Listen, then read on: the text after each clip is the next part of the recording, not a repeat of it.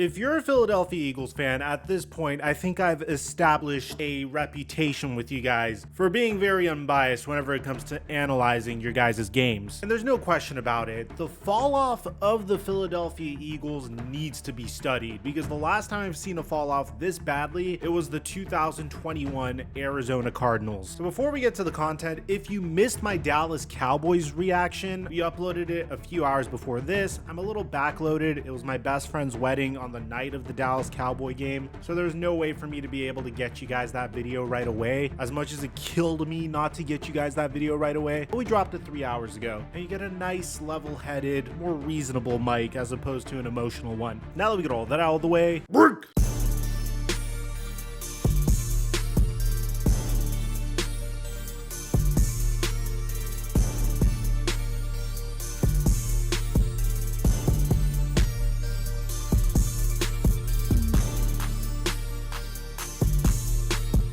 We made $1,100 off of a $20 entry on Prize Picks. And it wasn't just me, it was everyone that followed these picks on my Instagram story. And the best feeling is the amount of people that made money as a result of this. I mean, bam, bam, bam. Bam! My DMs were flooded, so the best part for me was seeing you guys make money as well. But we're not done yet. If you haven't signed up for Prize Picks, use my promo code microphone to double your deposit up until $100 on Prize Picks. And I give away my picks on a daily basis for free on my Instagram story and now my Snapchat story. We're having so much fun doing this. I'm so happy that I made you guys some money. And thank you, Prize Picks, for the sponsor. Mic check 1 2 1 2. What's going on, everybody? It's been a very strange season for the Philadelphia Eagles. I mean, this team was one of the hottest teams in the entire NFC to start the season, starting the season 11-1, and they beat a lot of good teams during that stretch as well. They beat the Miami Dolphins in week 7, the Dallas Cowboys in week 9, the Kansas City Chiefs in week 11, although mainly because Marquez Valdez-Scantling missed a wide open pass from Patrick Mahomes that would have been a touchdown. Oh yeah, by the way, following that, Nick Sirianni did this.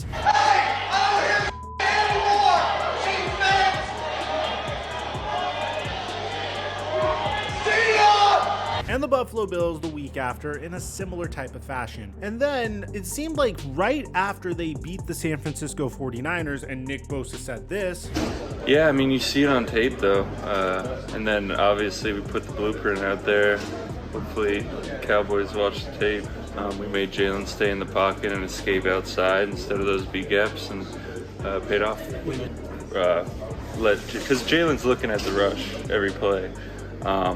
So yeah, you just have to be disciplined and not give him that quick escape route where he could get to his guys quick. Everything came crashing down for the Philadelphia Eagles. You saw Jalen Hurts get into it with A.J. Brown. On top of horrible play calling and the Eagles offense being out of sync, now you have the defense being completely out of sync. So not only was the offense not performing up to par underneath Brian Johnson, but now Sean Desai's defense was performing terribly. So what do the Philadelphia Eagles do? They were desperate, ladies and gentlemen. The very thing I predicted 6 months ago in the offseason ended up happening. Philadelphia Eagles started using Matt Patricia as the in-season defensive coordinator. And now, as a result, you got plays like this. Second catch, still working through this secondary.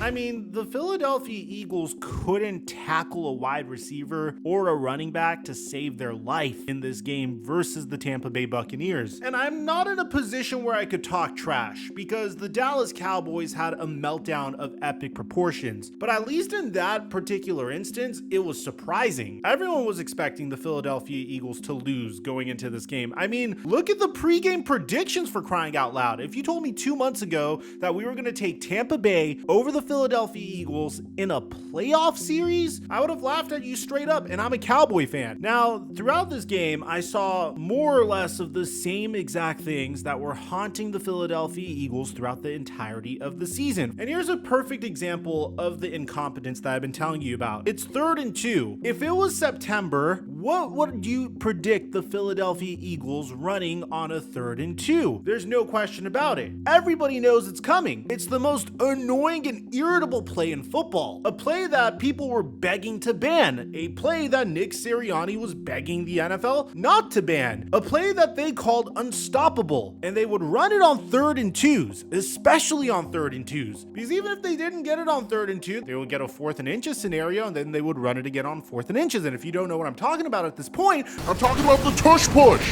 you know that play where multiple of Jalen Hurts' teammates would shove his cheeks a few inches so they could get the first down or a touchdown? Yeah, the most irritating play in football, but it worked. But what did they do on this 3rd and 2? Well, they ran 4 verts, and the craziest part about this was they ran a 4 verticals against a blitz, for crying out loud. I mean, a 10-year-old playing Madden would run a better play call than that. It seemed like everything that had the Eagles in sync was gone, and granted, AJ Brown wasn't playing in this game due to injury. I don't think I've ever seen a fall off like this before in my entire life. James Bradbury was benched in the middle of the game for Keely Ringo. Now, he probably had this coming because he hasn't been performing well up until this point, but it just goes to show how in a blink of an eye, this team went from being the favorite to make it back into the Super Bowl in the NFC to a team that's a shell of its former self. And even when the Eagles would make good plays, they would follow it up with a questionable call. For example, after their very first touchdown of the game,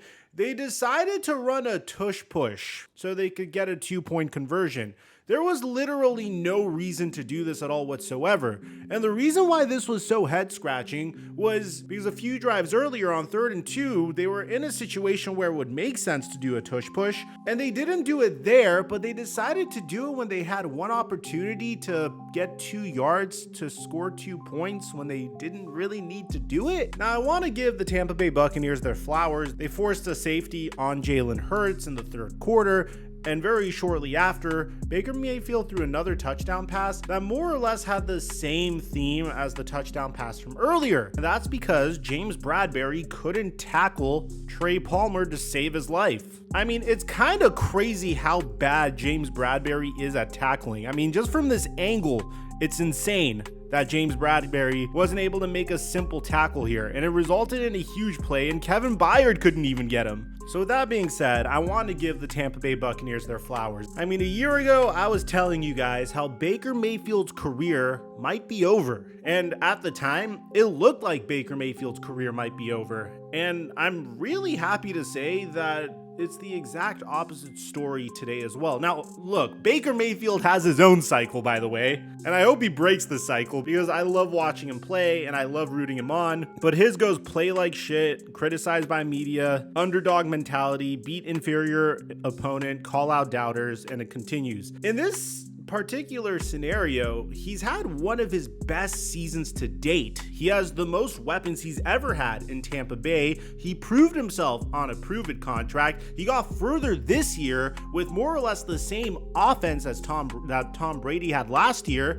If you guys remember, Tom Brady was knocked out in the NFC wild card by my Dallas Cowboys last year. And Baker Mayfield was able to get further than that this year with more or less the same offense as Tom Brady. I'm happy that Baker Mayfield got another chance. I'm happy that he's probably going to get a huge contract extension in the summertime. I mean, the man threw for over 4,000 passing yards so far this season, 28 touchdowns and 10 interceptions. And just going based off of Baker's history and how he does whenever the odds are stacked against him, he played today with cracked ribs. So it's honestly very impressive, and I don't want to take away from Baker Mayfield and the Tampa Bay Buccaneers and what they were able to accomplish here. As for the Philadelphia Eagles, they have a lot of problems that they need to resolve, primarily in the form of their defensive backs. Their defense has a lot of problems.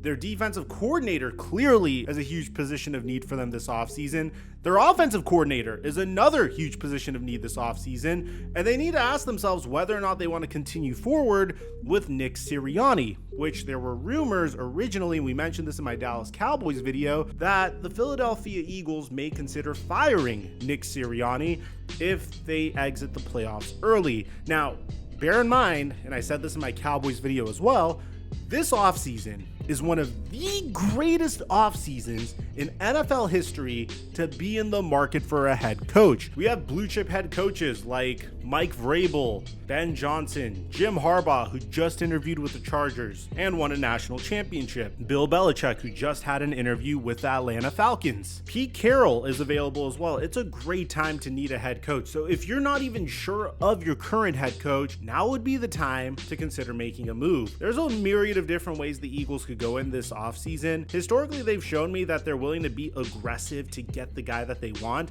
but there are times that they're very hot and cold. Remember, this is the same regime that aggressively traded for Carson Wentz and then didn't really get him any wide receiver help. This is the same regime that drafted J.J. Arcega-Whiteside over DK Metcalf, Jalen Reagor over Justin Jefferson. But at the same time, this is the same regime that traded for A.J. Brown during the 2022 NFL draft, traded for DeAndre Swift last year, drafted Jalen Carter. I don't really know what to expect from the Eagles, because it's not like they've been perfect historically. They've shown moments of making really good roster decisions, and they've shown moments of making some questionable ones. So we're gonna have to wait and see how they handle this offseason, because now Jalen Hurts' contract is gonna start handicapping the Philadelphia Eagles. If you're an Eagles fan, let me know how you feel, man, because I am there with you as a Cowboy fan. We both shat the bed together. It's fine. Only, I guess, you guys were expected to, and I guess for the Cowboys, it was a surprise. I don't know. Let me know in the comment section down below how you guys feel about all this, man. Aside from that, I'm your boy Mike. I'm dropping our mic until our next upload.